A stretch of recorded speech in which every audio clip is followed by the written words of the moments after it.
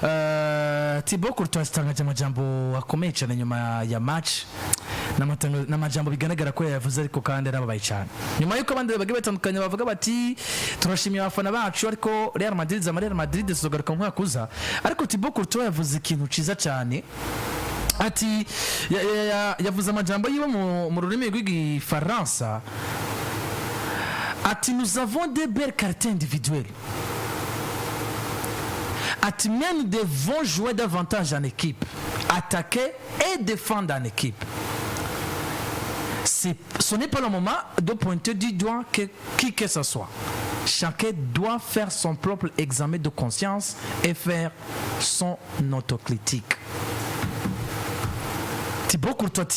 turi beza pe muri qualité individuelle. Numunyezamu nako muri match zigana kuri zibiri iyatabawe Real Madrid ari kujya umuziki ibitsindo. Hejuru ya 8 ntumbwire ko byari kuhaba. Nako munsi ya 8 iyo taba Thibaut Courtois. Ati dusama qualité individuelle meza. Tubeza umukinyi wese ku giti ciwe. Ati mugabo nibaza ko umwanya mwiza wo ko Real Madrid kina dukiniye hamwe nka collectif y'abakinyi bose gusumba uko buri muntu kinyi wese yokini byo yumvire ku giti ciwe. Ni context inyuma yuko urukino rwo muri weekend bakina Deportivo Alaves uravyibuka ko Carlos yo yari David Ancelotti asaba kwasira responsabilité y'urukino ijana kwijana ariko n'ubundi message yari yuko no munsi bintu Real Madrid kina cyangwa kira irerekana mu kibuga buri wese abona ko hakenewe iki impinduka abastare bafise Vini na Mbappe umwe arakwiye kwicara nibigaragara amaso ya buri wese equipe yakene umukinyi yitwa Brahim Diaz canke Arda Güler mu kibuga nanze nibajije aya majambo ya Thibaut Courtois ubwo nayo twereka ko muri equipe yitwa Real Madrid hakuri impinduka na cyane cyane organisation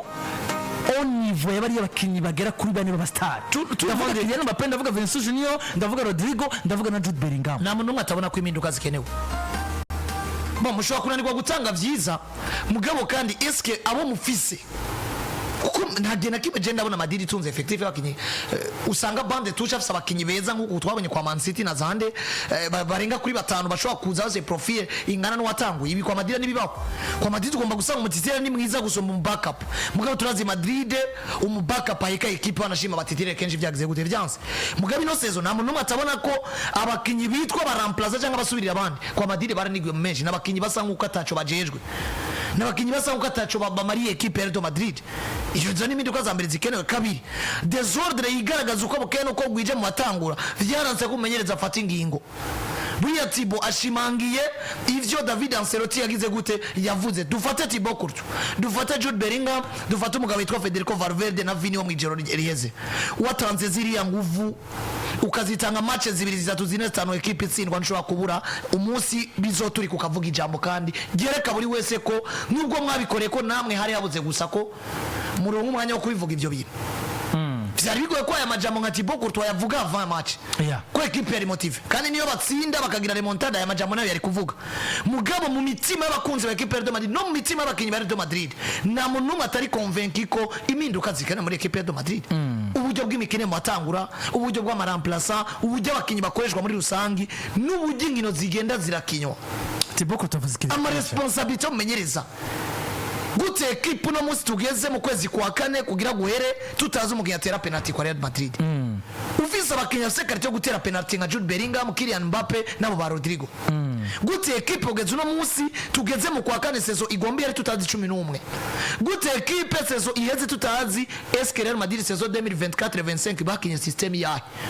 buriya nk'ubu biroroshe ko kumwaka weze twese turabizi ngo bari muri 4-4-2 mediane iri muri forme ya losange sivyo babiri bangabanganya mugabo no munsi tugende turabe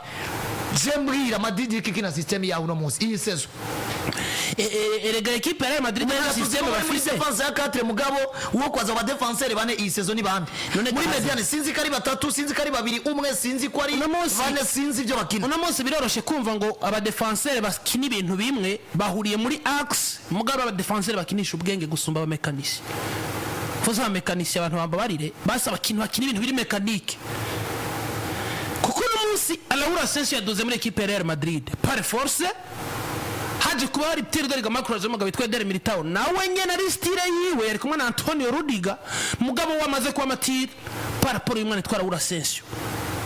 ugacudugira kuri Rudiger kini ibintu nk'ivyo vyo wawuri Asensio nigikuzo kwigwira kuri Rudiger n'ubundi atari gutera ikirato ugacusanga mu gihe adafizo Asensio atari we yazanye hariko haza Chouameni nta mu defenseur ahari Real Madrid gituma batagira style doje na collectif iri muri equipe kandi mu gihe ta collectif iri muri equipe bariko basenya umwe wese asenyera ku mugozi wiwe avuga ati jewe ivyo nza gukora n'ivyashimwa bizabikoze mu gihe football esi turi muzungu bigusaba kwicara ugasenyera ku mugozi umwe n'abandi uno muzi ni Espanyol Barcelona yubuka Real Madrid ni kubera bobo mu buke bwabo canke mu buto bwabo bariko basenyera hamwe gusumba uko Vinicius Junior yo kwigwana kimbere yabo burya naje kubona kana kwitwa kukinira Real Madrid sibwo bwiza bw'umumediateur sibwo bwiza bw'umuwinga yego canke bw'umudefenseur kwitwa kukinira Barcelona donc muri uzange kwitwa kukinira equipe nkuru naje kuraba match zibiri muri jewe nibwira ngo umugabo yitwa Declan Rice nivo yiwe nkayigereranya na nivo Jude Bellingham ni nivo zibiri zidahuye amahirwe gusa Jude Bellingham avuye kwa Borussia Dortmund yisanga kwa Real Madrid muri equipe yari competitive buri mwaka mugabo ugiye kuraba ivyo Declan Rice atanga mu kibuga uburyo yitangamwo inguvu akoresha ikindi kintu naje kubona abakinyi Jude Bellingham ugendera bibirya ibintu akina mwijoro rya Imbere Arsenal naje kubona Jude Bellingham sumu numero 10 Landry football moderne ijana numero 10 bazaba nibiki rega tipe pajije umukenyi akarata aritanga individuellement equipe atavyirikira kina uno musi Jude abwizwa kuba tout simplement mwiza karaba ko equipe yo ngizi mugabo ivyo Madrid kake na formule bifise none umukenyi mutetse muri equipe dafise formule evyirikira kina ushaka kiniki mugabo tunatire turazi karite yiwe tumuzi umukinya kene numero 10 mwiza tumuzi umukinya ashobora gukina nka 4F hona shima turamuzi nk'umuwinga none dufata karorero uyu Jude Bellingham we mu Madrid uno muzi ni Angleterre yatsindiwe mu gikombe ca Buraya buriya ari Jude Bellingham nakomeye gusumba abakinyi benshi fata ibintu Angleterre bakina mu gikombe ca Buraya kuri Gareth Southgate ni ibintu atashusha bigira Foden ivyanse usanga Jude Bellingham akamubwira ati garuka hagati je nikiriye ku ruhande kwa Madrid no musi ivyanse usanga ariko ku organisateur yagarutse ku mukasere yagiye gukombla ama video abavini nabande yagiye ku numero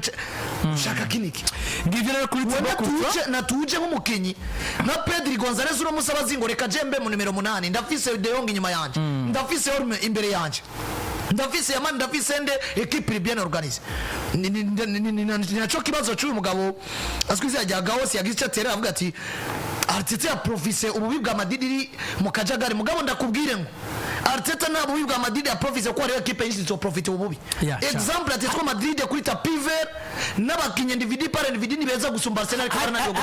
hari na equipe nyinshi zananiwe go profite ico twakwitwa ubwo bubi bwa Real Madrid dushaka dufati iyi saison nyene jewe ndago exemple equipe Atletico Madrid jewe nta nguvu mbona equipe ya Arsenal yari ifise zo gukora ibitangaza byananiye Atletico Madrid oya nazi ni kudo chapeau kuri babikoze kuko Atletico Madrid nimba rananiwe go profite uvuga ko Madrid ari mbi ugacuvuga ngo Arsenal ngo naco bakoze ba profite ubibwa bwa equipe ya Real Madrid ndazi equipe nziza yitwa Atletico Madrid individu par individu ari beza gusumona shimi ya Arsenal mugabo byabananiye kuko Arsenal no munsi nawo ufise wa Declan Rice ukabufise David Ram igori mwiza rayasino mugaya na Black ni mwiza axe centrale equipe Arsenal yamaze kuba itakaza umugabo yitwa Gabriel Magalhaes buriya Javis axe centrale yuzurimo Jose Maria Jimenez na Rengere bafatije bari beza gusumba Salivio yamaze kutureka kari numero 2 mwiza ufise Rino na Garani ku numero 3 na Reni Domandava ufise Pablo Barrios ufise Rodrigo bakini ibintu vya Atletico Madrid byabinje mu maraso ufise abakinyi baheka abandi nka Julian Alvarez azi Ligue des Champions na Antoine Griezmann ari kugwa gutwara Ballon d'Or les amis aka kazi kana ni Atletico Madrid kakoze equipe ya Arsenal kudosha pono ngo equipe ya Madrid ngo yabayemo Arteta na uko nabandi barananiwe kubiprofita Arteta namubonye mu ishusho y'abamenyereza badahubuka badafatwa n'ubwoba kuko nese kuno muzi afisa abawinga jewe no kwemeza bagera nko kuri bane mvuge Trossard mvuge Gabriel Martinelli na Bukayo Saka n'uyu mwana akunda kugomba raciye bamfu iburyo aciye akinisha bamfu yitwa gute Ethan Nwaneri Etano Aneri kuza muri equipe mu rukino nkuru rwa Real Madrid agakora exploit no bifata nkuko nabonye Real Ismail Eskeri